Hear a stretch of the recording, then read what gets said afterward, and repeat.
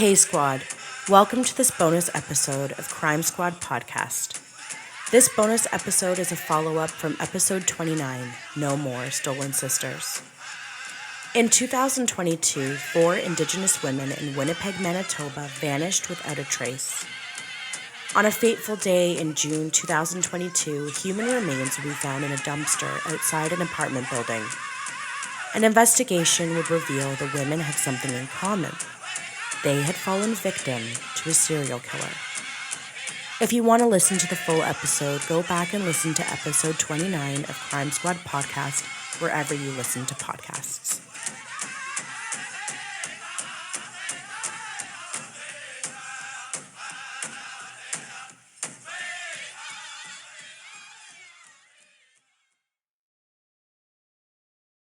The beginning of the end started in May of 2022.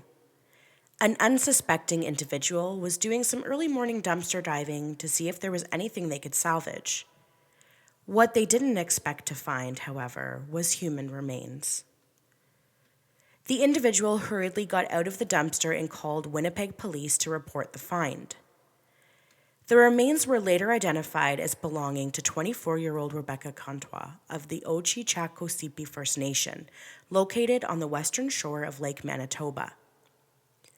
When police began to investigate the dumpster, they found several black garbage bags containing human body parts. After determining the pickup schedule and drop-off location, the Brady Road landfill was searched. The search revealed the rest of Rebecca's remains. Tragically, Rebecca's cause of death was strangulation. Sexual assault occurred pre- and post-mortem. And the final depraved act was her dismemberment and disposal like common trash. A stolen sister, one of a long list of missing and murdered Indigenous women. Her life at just the age of 24 ended far too soon. The investigation was on, and police were searching for the depraved individual who decided to take a young girl's life. It didn't take long for police to zero in on a suspect, and 35-year-old Jeremy Skibicki was arrested the same day and interrogated. It was during Jeremy's interrogation that police received a shocking confession. Rebecca wasn't the only one.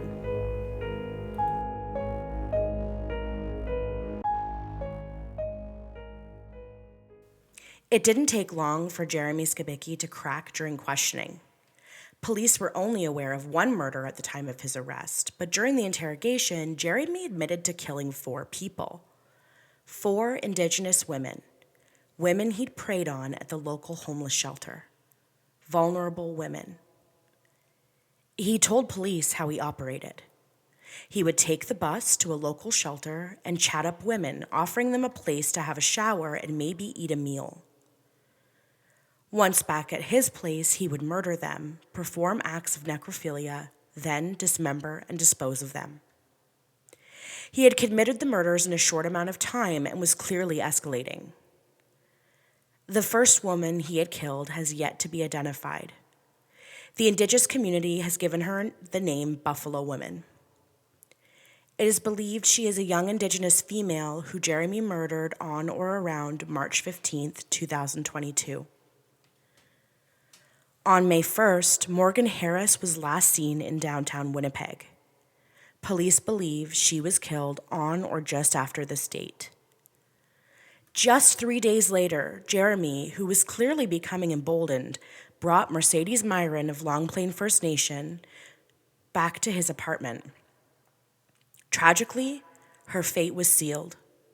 Mercedes, too, would be murdered and defiled by Jeremy, just like the sisters before her. She was only 26 years old. 10 days later, he was at it again, and on May 15th, Rebecca Contois was lured to the apartment, even though she had a bad feeling. Her intuition was bang on. I like to believe that from the afterlife, she did everything she could to stop this callous killer. If her remains hadn't been found by a man searching for items of value in the dumpster, Jeremy would have continued his rampage. Who knows how much blood he would have on his hands? After hearing Jeremy's confession, police knew they had to investigate and obtain facts. Going on word alone was not a way to get a conviction, and so the investigation began. The timeline of the murders was solidified by hours and hours of surveillance footage which police reviewed in detail. It was how they determined the remains of both Morgan Harris and Mercedes Myron were dumped by Jeremy into the garbage receptacles, just like he'd done to Rebecca Contois. Unfortunately, Buffalo Woman remains a mystery, not just in name, but in the location of her remains. Through waste management scheduling, investigators determined the remains of Mercedes and Morgan were transported to a private waste facility north of Winnipeg called Prairie Green. It took until December of 2022 for enough evidence to be gathered for police to officially charge Jeremy Skibicki with murder, and for police to confirm that the remains of Mercedes and Morgan were likely at the waste facility. In a move that shocked families of the murdered women, police decided not to search the Prairie Green landfill. They felt too much time had passed. The uproar that followed included family members of Morgan and Mercedes heading to Parliament Hill to hold a media conference exposing Winnipeg Police Chief Danny Smith for what he'd said about not searching the landfill. Their reasoning was not only that too much time had passed, but that several tons of garbage had been dumped onto the remains. Police also indicated searchers would be exposed to hazards such as asbestos.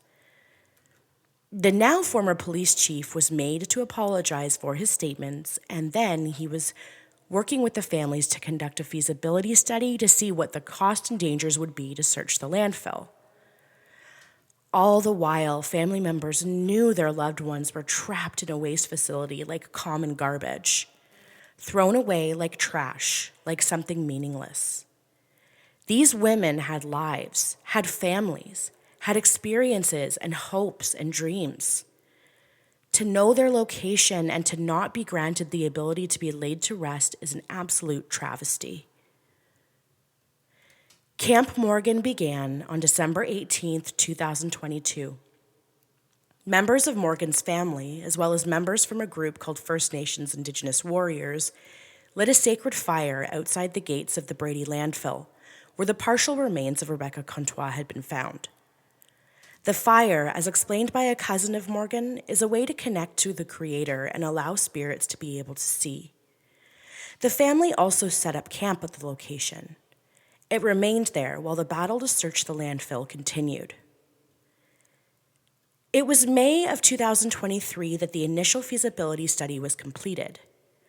The study quoted a cost of $184 million and would take an estimated 3 years to be completed. 2 months later, the now former Premier, Heather Stephenson, indicated the city would not be pursuing the search due to the risks involved. This caused immediate backlash. Camp Morgan began a blockade on July 6, 2023, blocking the Brady landfill entrance, which meant waste could not be dumped in the landfill. The goal was clear. Camp Morgan was asking provincial and federal governments to search the landfill. Their message gained an international audience. They held firm until July 18, 2023, until a judge ordered the blockade's removal. It took until March 24, 2024, and a new premier to finally deliver the only acceptable message. The landfill would be searched.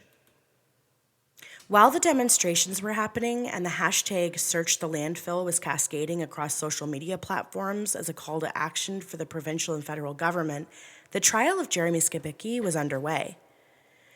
Excerpts from the nearly 20 hours of interrogation were played during the trial. His confession to police contained graphic details of what he'd done to each woman, both before and after he ended their lives.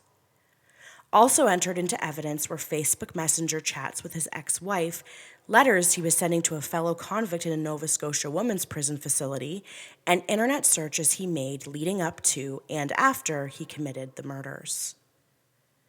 The letters to the female inmate detailed his extreme right-wing racist views, specifically that he felt he was doing what he could to save the white race from being eliminated. He believed there was a worldwide plot to make white people extinct, and he was doing his part as a white man.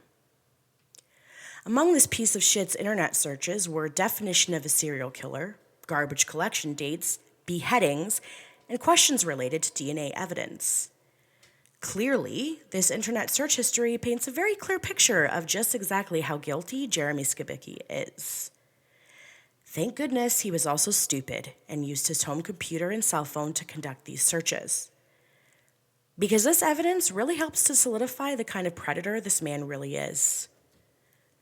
Not only had Jeremy Skibicki searched for missing people of Winnipeg, but he had also searched for transit routes to the homeless shelter where he'd pick up his vulnerable victims.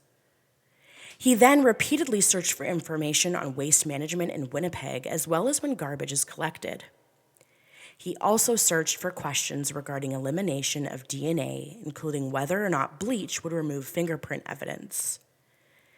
This is the internet history of a murderer, if I ever saw it.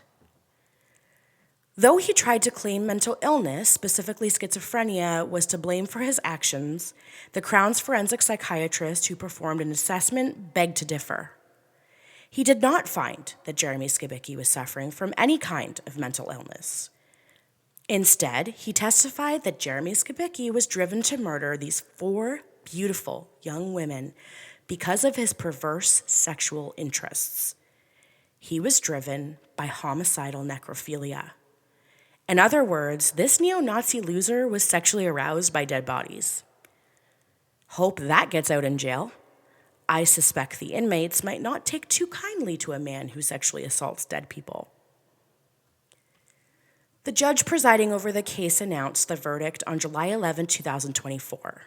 Guilty on 4 counts of first-degree murder. Jeremy Skibicki was sentenced to 4 concurrent life sentences with no chance of parole for 25 years.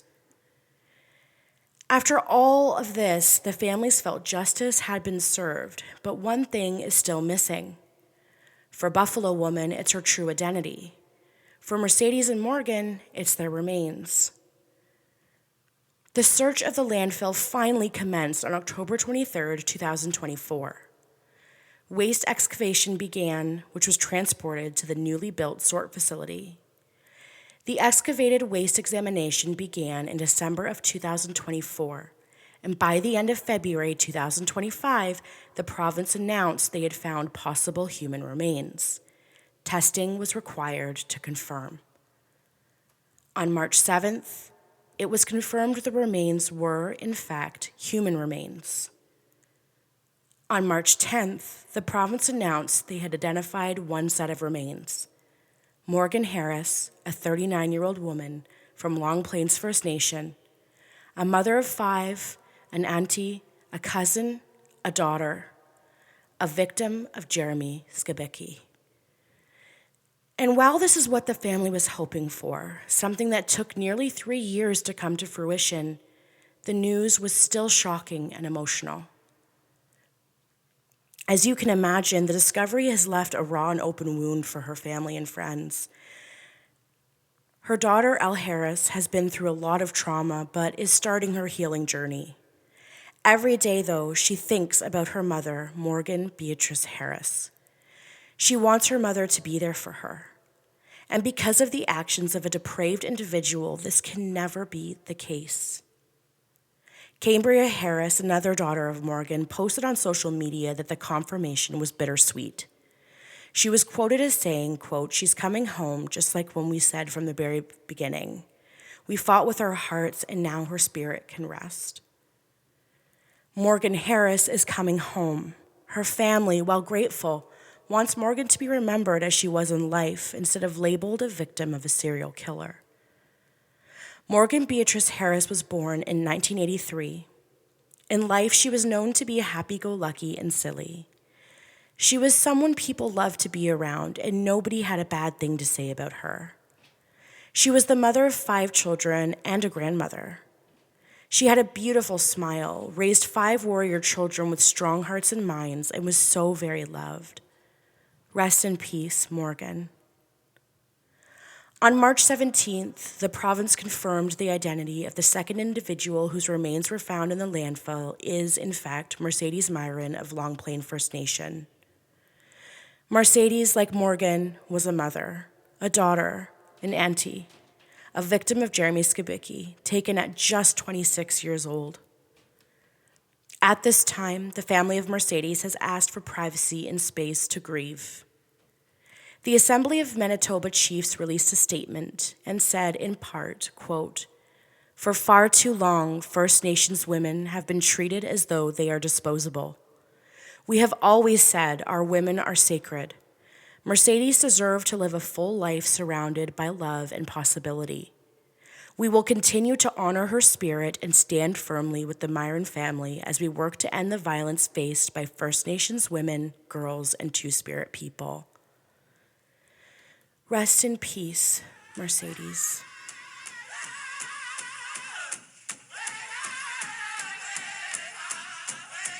If you need immediate emotional support, please call the National Independent, toll-free, Missing and Murdered Indigenous Women and Girls and Two-Spirit support line at 1-844-413-6649 to speak to a counselor.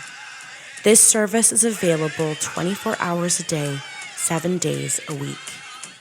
Services are available in English, Anishinaabemowin, Ojibwe, Cree, Inuktitut, and French.